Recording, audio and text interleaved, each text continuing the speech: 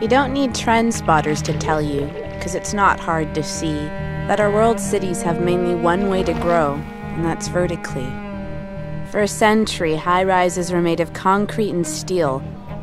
Now urban jungles are made of glass, but what do they conceal? By the 1990s, the spirit of public housing had turned into a ghost, and the commodified glass condo rose as the new observation post. All over Asia, pop-up cities, megacities, and supercities increase in relevance, while next-gen slum clearance sweeps through the developing world's informal settlements.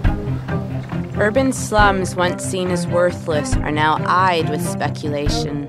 The rich return downtown and push the poor out into peripheral high-rises. A new form of deportation? In New York, even old concrete blocks are the target of speculators requiring only a bank's persuasion.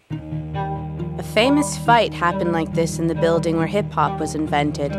The tenants fought off speculators' attempts to have gentrification augmented, forgetting all the signs as the middle class declines that most of the new vertical urban future aligns. Only for the very rich or the very poor, the city ceases to be accessible to all for sure. The new luxury high-rise places are getting smarter, greener, taller, while the new low-rent trend downtown is to make the units smaller and smaller and smaller. Some critics say these micro-apartments of less than 300 square feet are another way of confining the young, the lonely, the cash-poor into prison cell-like retreat. Remember the tenements? This rampant privatized vertical development in the future, when it comes, such buildings made of glass, a material that hardly lasts, might well too turn into slums.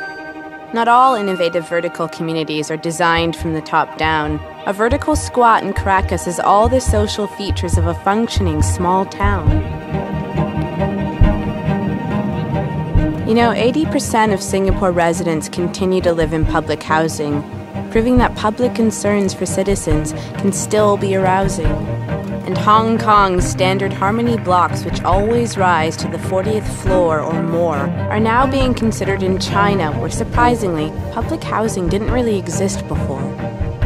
The legacy of mass housing, especially across Europe, holds some hope.